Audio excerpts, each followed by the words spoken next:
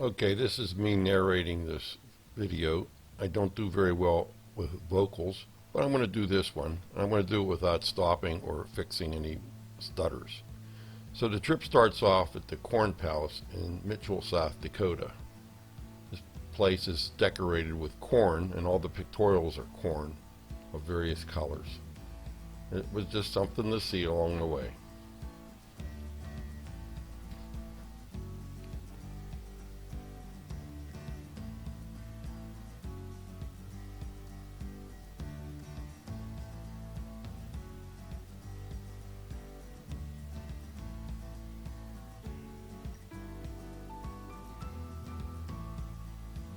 There was corn everywhere. It was kind of neat to see. It was an attraction because there's nothing else out that way. And it's an old picture of the one that burnt down.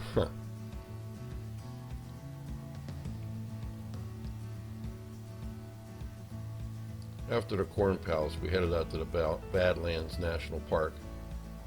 And what's interesting about Badlands National Park is that it looks like there's hills, but it's actually the part that hasn't eroded yet. There's a river nearby called Potter River, and it's actually this ground, the diatomaceous earth that is actually erodes every time it rains, and it's still doing it now. And so in thousands of years from now, the Badlands will be eroded to be in flatlands.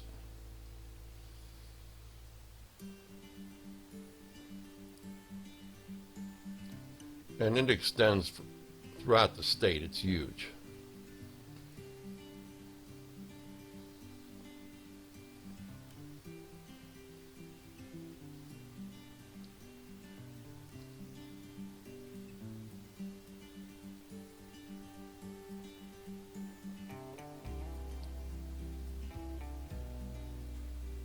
And the parts that are upshoots out of the flat are actually just the areas that haven't eroded yet, as I said.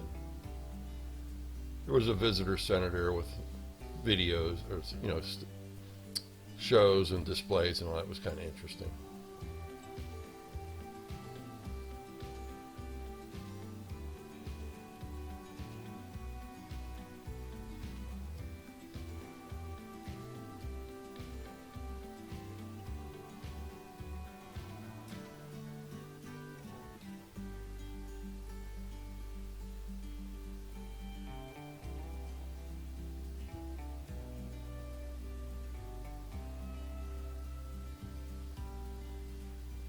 So have you ever heard in the cowboy stories where the bad cowboys headed off to the Badlands to hide out? That's because there's all these different canyons throughout the place.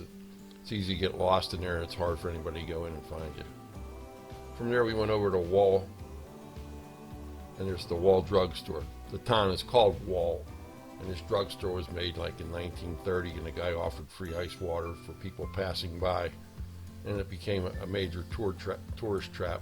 I'm sure you've seen a lot of bumper stickers with Wall Drug on it, Wall Drug, South Dakota.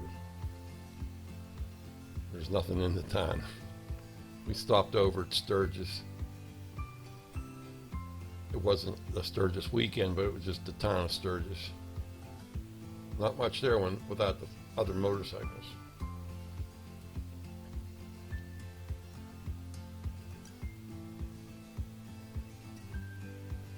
From there we went to Mount Rushmore. That was cool. It's a national park.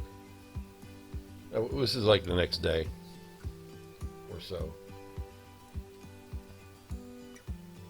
And they have a big visitor center there too. You look out over. There's seated stands and that, and they have a night show where they show the things lit up at night. And they have a story that they do on a projection screen.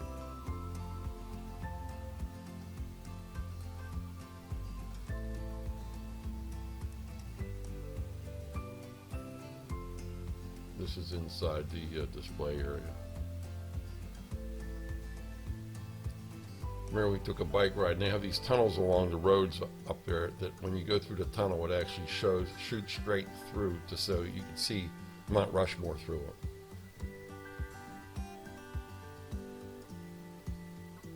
They really had to go out of their way to get the tunnels to point that way, but they did it. That was also kind of neat. Bill had that bike. It was quite an attraction. One of the guys I rode with, Bill, and the other guy, we rode together out, and he takes his bike out for a lot of shows.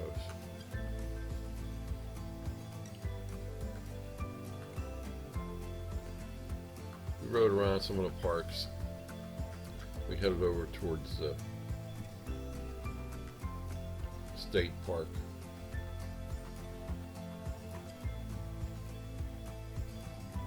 There's some antelope.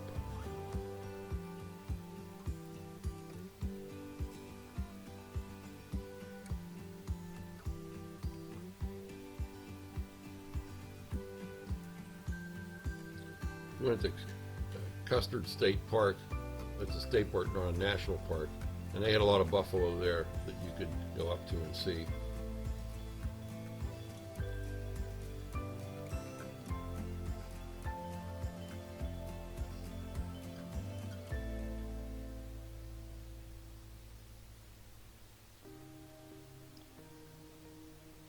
They also had wild horses and burros.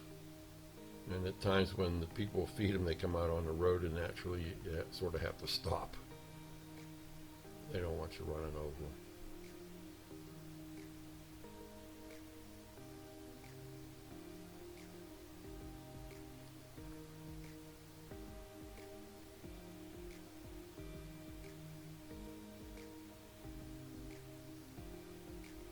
We went on to through the park on to Spearfish Canyon, some other places.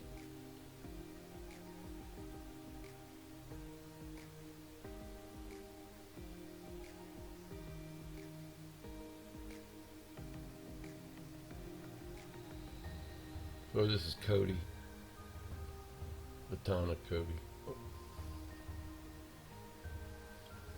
I take that back. That was in South Dakota, Rapids City. This is Chief Crazy Horse Monument that's under construction, and it's going to be huge, but it's still under construction. And it's going to be under construction probably before, well, it's going to be under construction for a long time at the amount of work they have to do.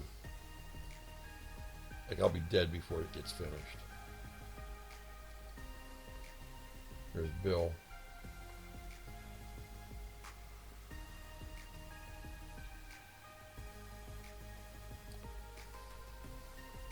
They had a lot of Indian antiques and things to show at their museum and tourist center.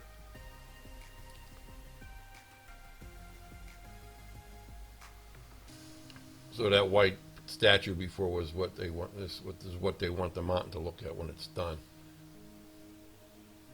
It's not. It's a private thing. It's not a national park. It's not a national. It's the Indians are doing it, so they do it with donations. That's why it'll take a long time.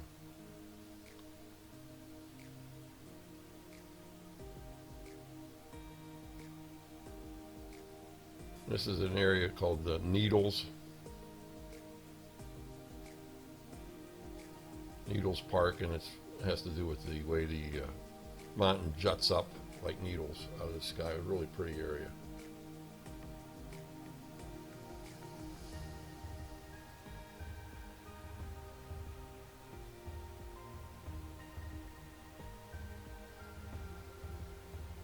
As usual, the pictures don't do you justice. If you take the trip on a motorcycle, it's really something to see. Oh, and there's a buffalo alongside the road. They get pretty close sometimes. Actually, I pulled over to take the picture, and he came over towards me, and I was starting to get a little nervous, but he kept walking.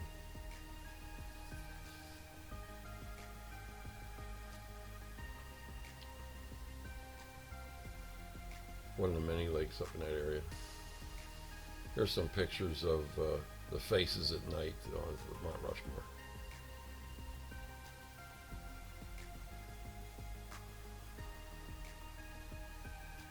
We went over to visit Devil's Tower, and we stopped at this town called Aladdin just to get some gas, and we found out the population of 15 was selling the town. You buy the whole town. It was for $1.5 million. They had drinks there. If you wanted a fancy drink, $1.5 million. You have 30 acres, including the bar, post office. Mixed drinks and fancy drinks were at different prices. Or someone had their bike with a dog in a dog cage next to them. So this is Devil's Tower, and this was formed by the ground around it eroding down. And this was an offshoot of a volcano at one time that was level with the earth. And then the other ground eroded down after millions of years, or hundreds of thousands of years. It's out in the middle of nowhere, so it's kind of neat to see. It's in South Dakota too. There's people climbing up the side. In some of the pictures, you can spot them on the left-hand side. I have one guy halfway up. They climb up to the top pretty often.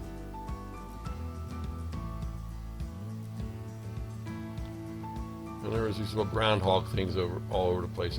Groundhog condominiums, as Bill called them. Certain places. These are prairie dogs. I misspoke and called them groundhogs, but they're prairie dogs. Prairie dog condominium. There's a picture of Bill's bike with this stuff on it. There'll be pictures later too. I just pasted all these pictures together and just loaded them in. I didn't do a lot of editing. It's just for people that want to see what it looks like out west. Uptown was just another road along the way. Then we went to the little Bighorn battlefield. It used to be Custer's Last Stand, but they call it Little Bighorn Battlefield now for politically correct reasons. It was kind of nice. They give you a tour around. They have, park rangers giving you talks and stuff. It really was a dumb move by the soldiers. Custer wasn't too smart. He put himself at the top of a knob, and the Indians were on every side of him.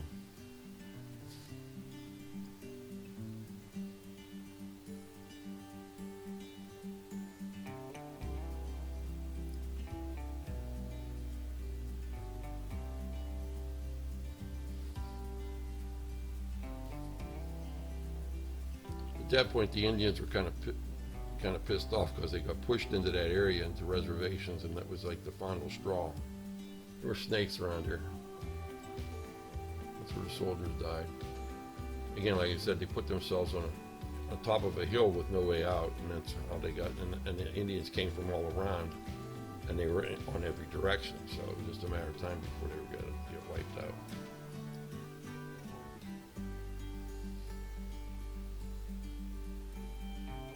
And they have a national cemetery here, also in the same grounds.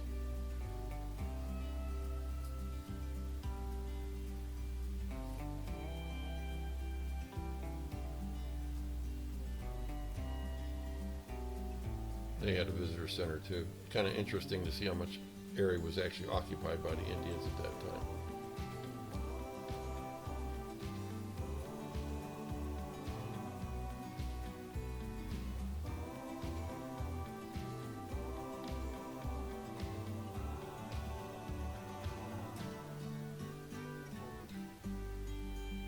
They had a tour bus. You take the tour around the park.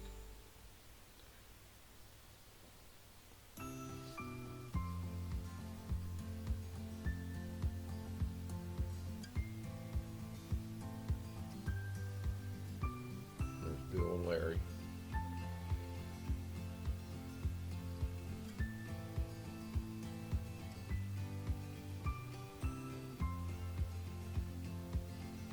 Then we go on to Wingding. Wingding was in Billings, Montana. That's the convention for gold wing motorcycles. They have it every year, and they go to different places. So you have a destination to go to.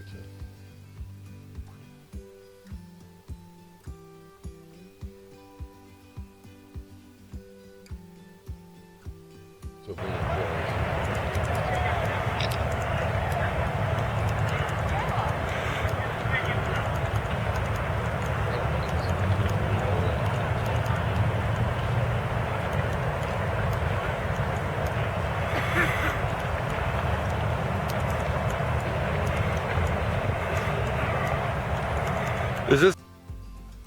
convention halls.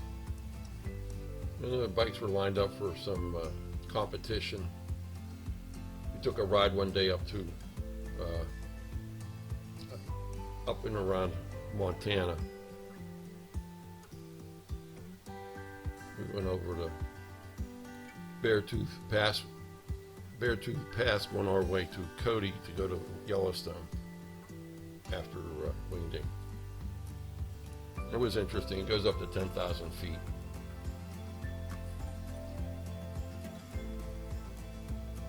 Zigzagging up over the hill. You actually, when you're at the top, you're above the timber line.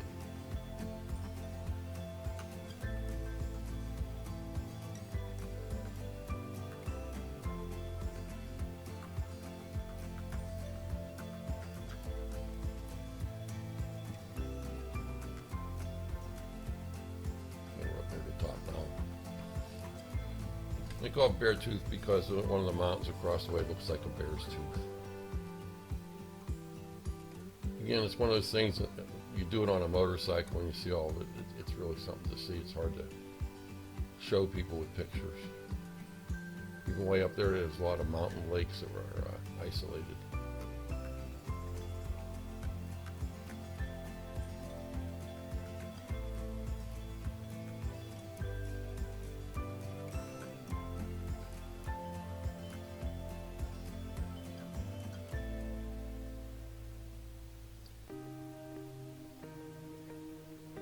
Another high altitude lake. It was cold up here too, like in the 40s.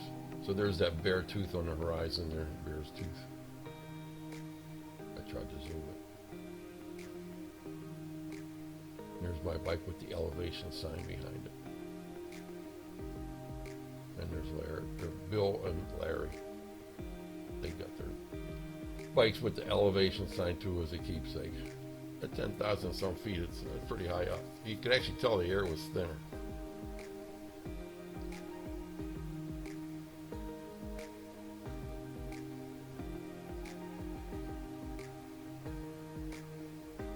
On our way into Cody, went on a Chief Joseph Highway. It was pretty neat, very scenic. Went back into Cody where we were going to stay, but hard to take pictures when you're riding, and we were on our way to get there. Somebody with a horse out there.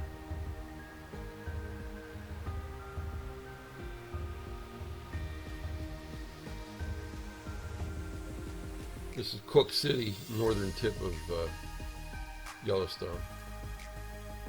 We stopped in there, had a bite to eat, headed over to Cody from there. Did a little backtracking to get there, but it was interesting to see it. This is one of the about 4 ways to get out of Yellowstone. It's coming out to the north from Cook City. And they had visitors a trap in there too, the trading post.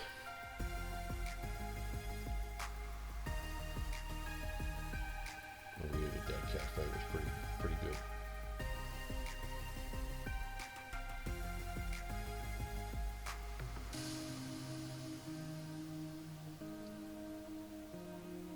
Oh, picture sideways. Too late now. It's kind of a bridge over a canyon that was kind of neat. Just a picture.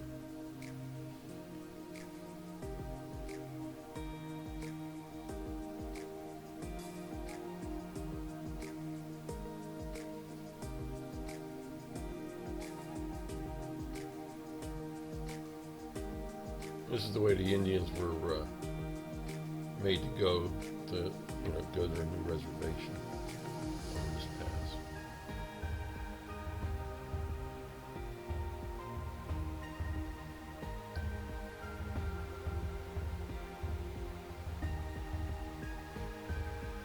And this is the town of Cody. Larry and Bill. There was a dog there catching frisbee all over the place. Anybody that threw it, the dog would go catch it. And any biker that pulled up, throw the frisbee, and the dog would chase it down.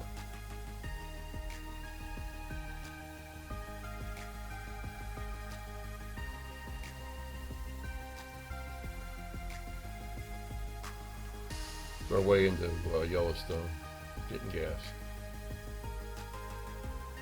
And this is coming in from the east side of Yellowstone, from Cody into Yellowstone.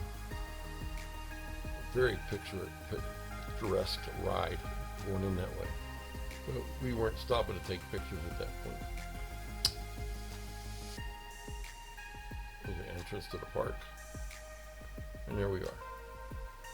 It was cold and rainy in the morning we went in there. Another side of this picture.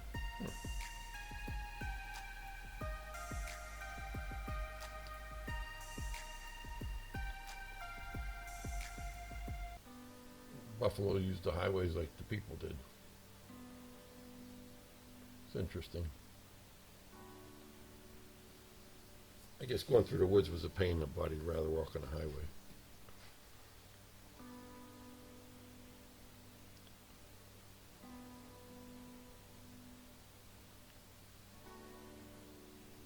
Just some pictures.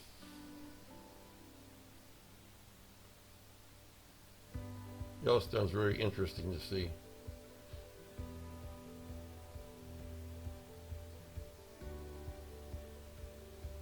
You never know where the buffalo and the animals are going to show up. We didn't see any bear when we were in there, but there's people that said that they saw them. We didn't.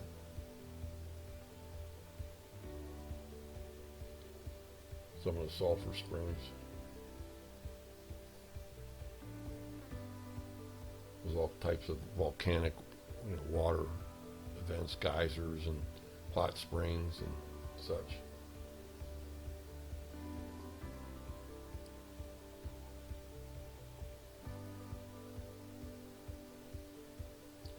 Went to see the waterfall.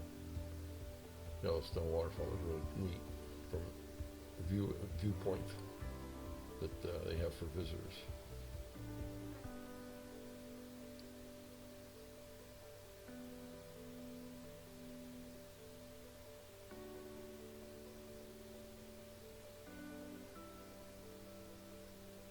And you can see how that land is it's like a pottery type of soil.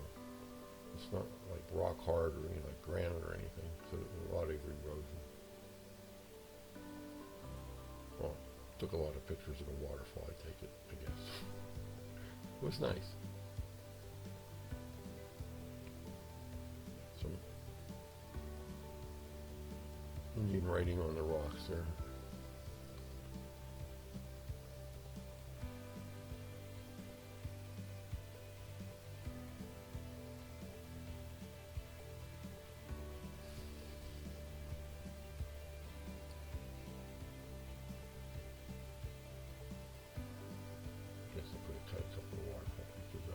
It's just some birds, migratory birds.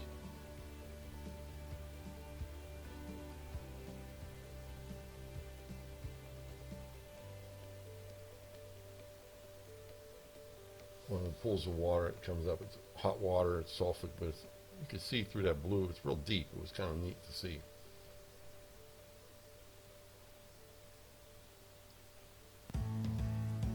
Like I said, if you've never been to Yellowstone, it's something to put on your list.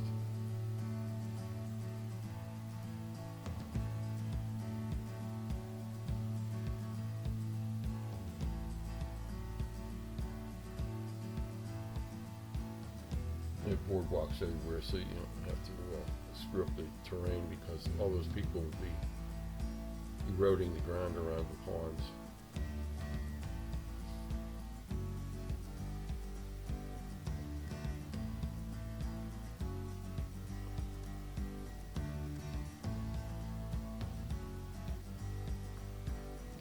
There's Old Faithful. And we pulled up, you gotta wait usually about 45 minutes till it blows, but it can vary as much as 15 minutes, I think, either way. It's not always that faithful, but it's pretty regular, but not real thick. They know by the one time one blows how long it'll be till the next by the height of the previous blow.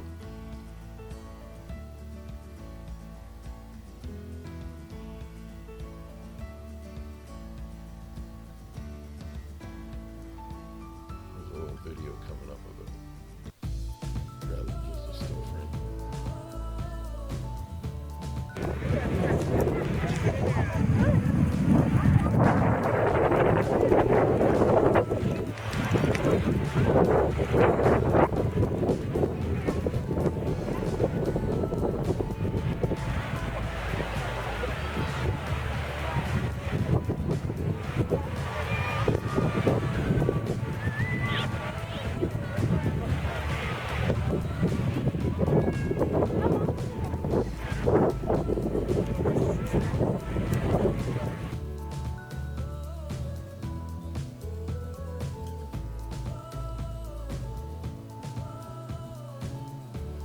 after the thing blows off, there's a huge parking lot there full of cars, and everybody goes to get in their cars to take off, because once you see it, you want to go on to the next thing, Yellowstone.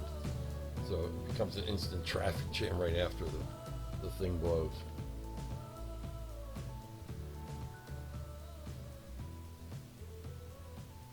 This is one of the smaller geysers. There's different size geysers throughout the park. And that was it. I have to put an end on it. Okay.